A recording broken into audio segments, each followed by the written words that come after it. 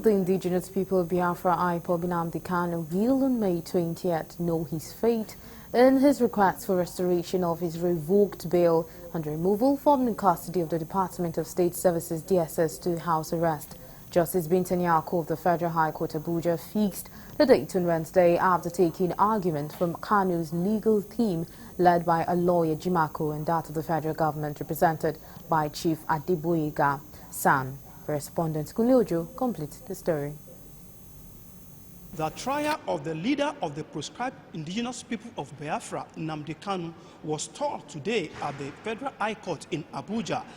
Counsel to Nnamdi Kanu objected to the continuation of the trial based on the notion that they have not enough opportunity to discuss with him on the trial and that his place of abode in the prison should be changed. Kanu, who has been in detention since 2021 in a motion argued by Ejimako, requested the court to restore the bail granted him in 2017 by the same judge.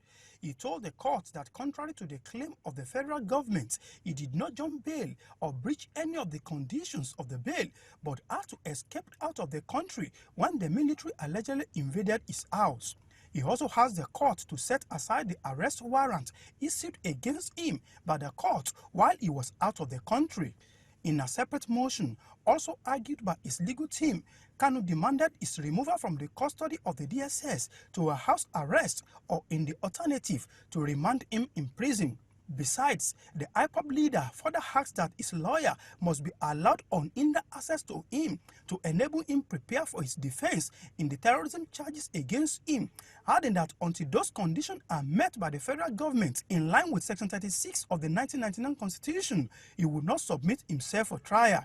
However, the federal government's legal team, led by Awomolo, vehemently opposed granting all the requests made by Kanu.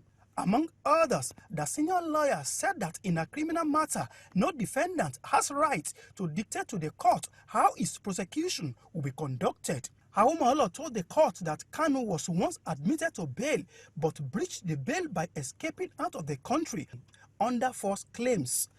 On the request for removal from DSS custody, Awomolo said that the only safe and secured environment for Kanu remains the DSS custody in the interest of safety of his life. Speaking with newsmen after the proceedings, counsel to Nnamdi Kanu and a member of the House of Representatives, Ikenga Ugochinyere, commended the legal team for standing to get fair trial for their client, adding that under the present circumstances, there will be no opportunity for Kanu to get better deal when his hands and legs are tied in the custody of the DSS. We were able to avoid the situation that if it had happened in court today, it would have been a deviation from Section 36 of the Constitution, which guaranteed every Nigerian the right to fair trial. The prosecution was forcing a situation on the court today that trial should continue or should proceed today. But our position was this, which comports with the law, that we have not had any opportunity. We have made this very clear. It is not about having access to our client. We do have access, but our access is monitored, hampered to the point that we are unable to discuss with him within that zone of confidentiality that is guaranteed between a lawyer and his client, and that enhances the defense we shall prepare to properly defend him against charges that carry the death penalty. It's going on almost to 10 years. That we're still on the issue of giving him right to fair hearing. And I must salute the courage displayed by his lawyers in court today, because he wanted to force them into hearing and say you're going to rule on the issue of right to fair hearing. So when you rule on that, what happens to the trial that you have commenced? So it's very painful, and I see this is very unfair. And at this juncture, I will continue to call on the president to exercise his constitutional power and then issue nullity through the Attorney General so that we can bring this thing to an end and open the door for reconciliation and peace building in the Southeast. He appealed to President Bola Tinubu to end the trial logjam by ensuring out-of-court settlement for general peace to reign in the country. Justice Binta Nyako has, however, adjourned the matter till May 28th for ruling on the two applications.